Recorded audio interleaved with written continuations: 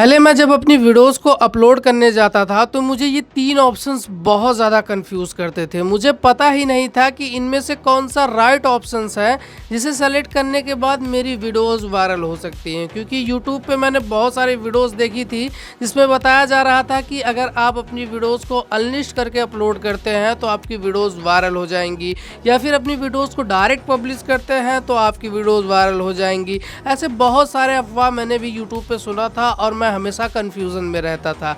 लेकिन जब से मैंने उस पर रिसर्च किया, उसके बारे में अच्छे से जाना, तो मुझे पता चला कि इनमें से कौन सा राइट ऑप्शन है जिसे सेलेक्ट करने के बाद हमारी वीडियोस पे सच में व्यूज आते हैं, और अगर हमारी वीडियोस वायरल होती है तो कितना वायरल होती है। आज की इस वीडियोस में मैं आपको सब कुछ बताने वाला हूं, तो आप वीडियोस को लास्ट तक देखिएगा।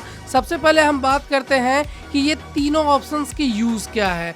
तो पहला ऑप्शन है प्राइवेट वीडियो। इसे हम 2 पार्ट में डिवाइड करते हैं। पहला कि अगर आप अपनी वीडियोस को अपलोड कर चुके हैं तो इसका क्या मतलब है, अगर आप अपनी वीडियोस को अपलोड करने वाले हैं तब इसका क्या मतलब है। तो सबसे पहले बात करते हैं कि अगर आप अपनी वीडियोस को प्राइवेट करके अपलोड करने वाले हैं तो आप अपनी वीडियोस पे ना ही कमेंट पिन कर सकते हैं, ना ही अपनी वीडियोस को किसी को लिंक देके अपनी वीडियोस को वॉच नहीं करवा सकते हैं। वो सिर्फ आप ही वीडियोस वॉच कर सकते हैं और उसमें आप कोई छेड़छाड़ भी नहीं कर सकते। ना ही डिस्क्रिप्शंस लिख सकते हैं, ना ही उसमें टैग्स लगा सकते हैं, ना ही टाइटल लगा सकते हैं। ये सारी चीज़ें आप नहीं कर पाएंगे। और एक सबसे इम्पॉर्टेंट चीज़ कि आपके वीडियोस का डाटा यूट्यूब के पास नहीं जाता है अगर आप अपनी वीडियोस को प्राइवेट करके अपलोड करते हैं तो। क्योंकि प्राइवेट का मतलब होता है कि आपने अपने मर्जी से उसे प्राइवेट किया है। अभी आपने यूट्यूब को वीडियोस नहीं दिया है जिसे वो चेक कर सके कि इसे किस ऑडियंस तक भेजना है। तो जब आप अपनी वीडियोस को प्राइवेट करके अपलोड करते हैं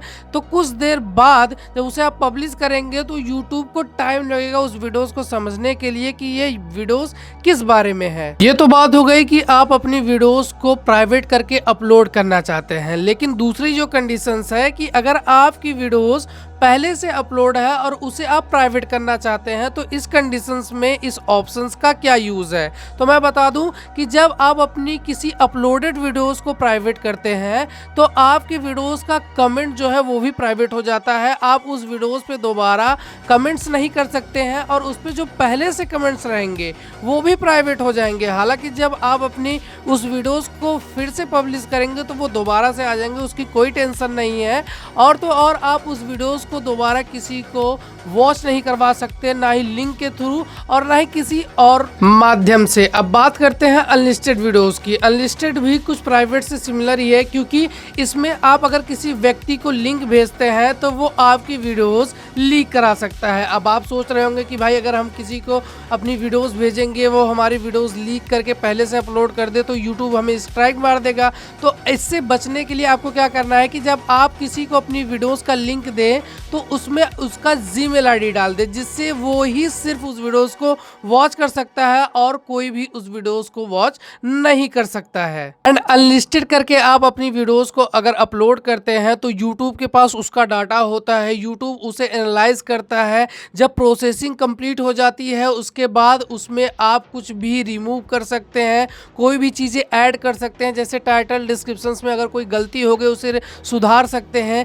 ये सारी चीज़ें आप अनलिस्टेड में कर सकते हैं। अब बात करते हैं तीसरे ऑप्शंस की, पब्लिश। जब आप अपनी वीडियोस को डायरेक्टली पब्लिश कर देते हैं तो यूट्यूब आपकी वीडियोस को एनालाइज नहीं कर पाता है, वो डायरेक्ट आपके व्यूअर्स तक आपकी वीडियोस को पहुंचाने लगता है और उसकी क्वालिटी भी डल हो जाती है। क्योंकि जब तक आपकी वीडियोस का प्रोसेसिंग कंप्लीट ना हो जाए तब तक आपको अपनी वीडियोस को पब्लिश नहीं करना चाहिए। लेकिन आप अगर तुरंत अपनी वीडियोस को पब्लिश करते हैं तो उसकी क्वालिटी भी डल हो जाएगी और यूट्यूब उसे कुछ कम ही लोग के पास रिकमेंड कर पाएगा, क्योंकि उसे समझना भी पड़ेगा कि आपकी वीडियोस किस टॉपिक पे है और किस ऑडियंस के लिए है। आप डायरेक्टली पब्लिश कर देंगे तो वो किसी को भी तुम्हारी वीडियोस दिखाना स्टार्ट कर देगा। ये तो बात हो गई इन तीनों ऑप्शंस का कि अगर हम इसे सेलेक्ट करते हैं तो हमारे वीडियोस के साथ क्या होने वाला है। लेकिन सबसे बड़ा जो डाउट है कि अगर हम अपनी वीडियोस को अनलिस्ट करके अपलोड करते हैं तो क्या हमारी वीडियोस वायरल होती है।